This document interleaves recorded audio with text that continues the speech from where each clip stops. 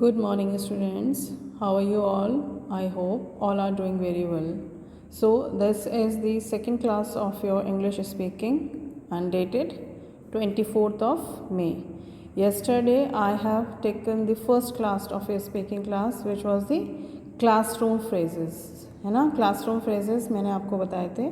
I hope you all have went through that video. मुझे मतलब ऐसा फील करती हूँ या सोच रही हूँ कि जैसे मैं कोशिश कर रही हूँ आपको कुछ सिखाने की, उसी तरीके से आप भी कोशिश कर रहे होंगे. जो भी मैं आपको भेज रही हूँ, जितना भी स्टफ़ आपको इंग्लिश स्पीकिंग के रिगार्डिंग, उसको आप देख रहे हैं और समझ रहे हैं. So today we are going to start with 2 words sentences. Only 2 words के जो सेंटेंसेस होते हैं वो आज हम पढ़ेंगे. Like you can see over here. Now I am going to give a hint to you. एक हिंट है इसके लिए.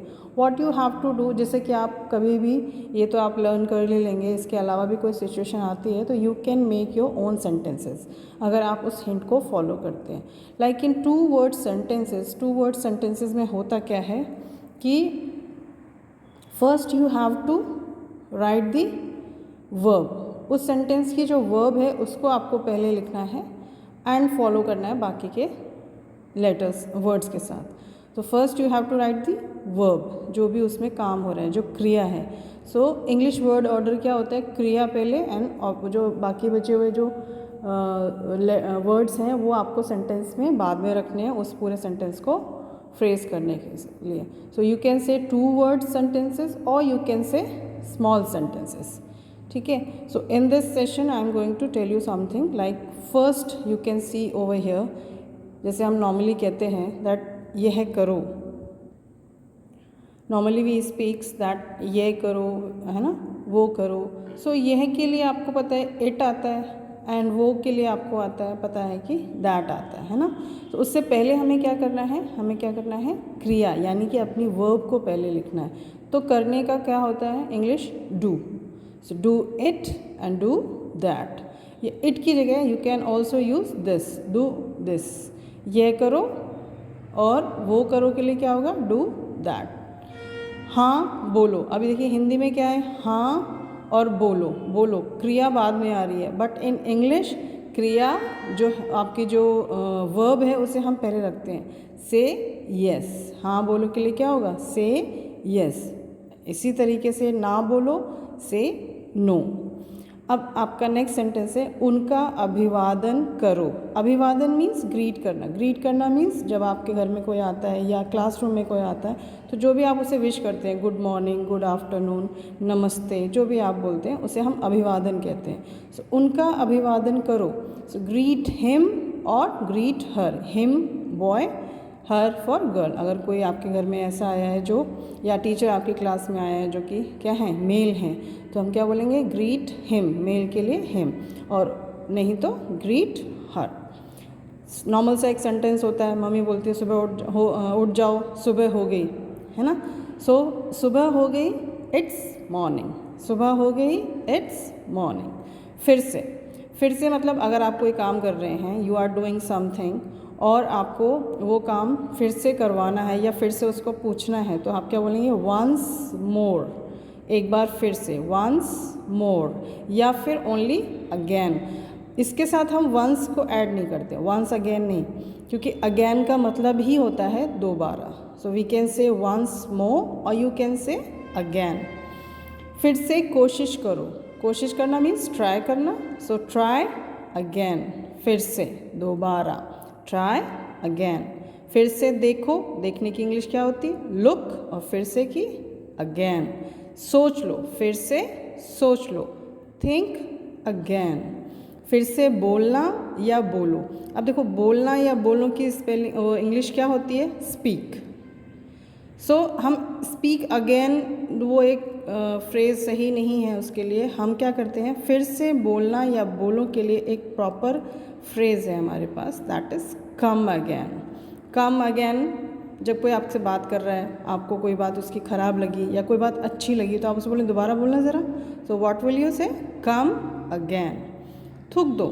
कोई भी चीज़ आप खा रहे होते हैं या कुछ है क्लास में, लाइक मैं ही बोलती हूँ, है ना, स्पिट आउट. सो थूकना मीन्स उसकी English spit, spit out.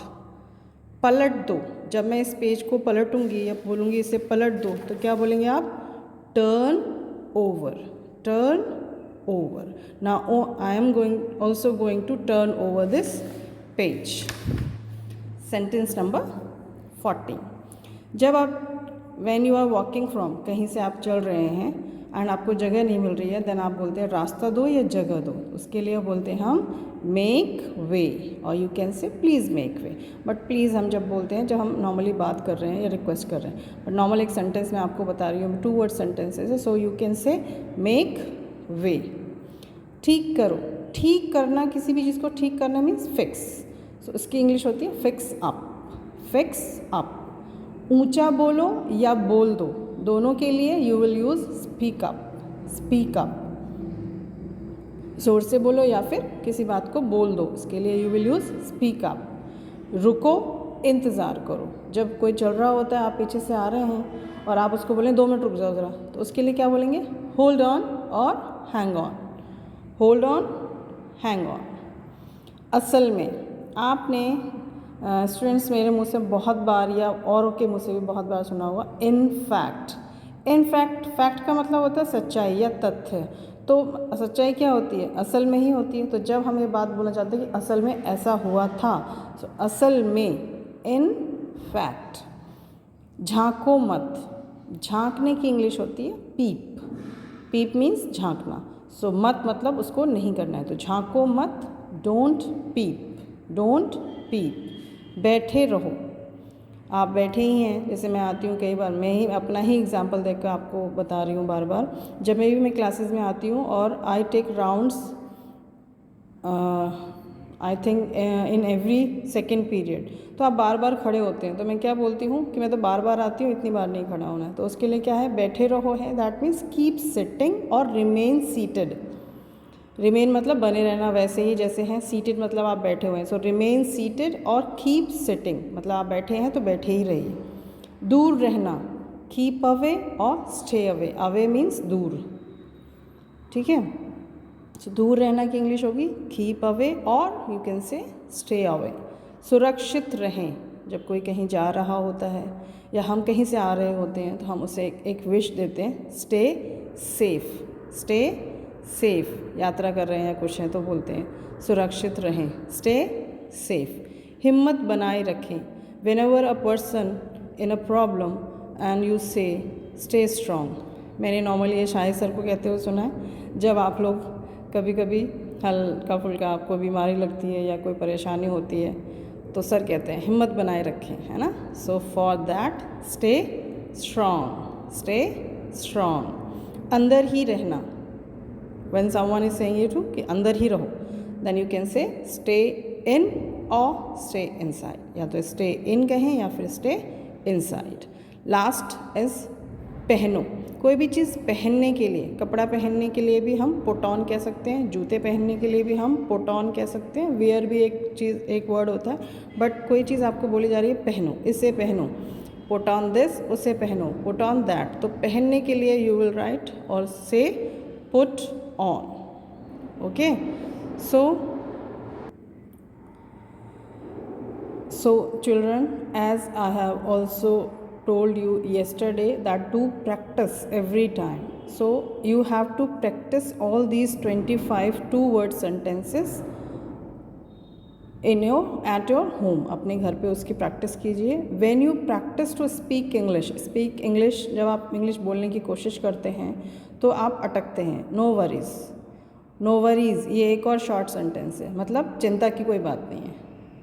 No worries, चिंता की कोई बात नहीं है, तो कोई बात नहीं है, अटकते हैं तो कोई बात नहीं। But when we start speaking, जब हम शुरू करेंगे स्पीक करना, इंग्लिश स्पीक करना सॉरी, तो हम उसको बहुत बेटर वे में कर पाएंगे।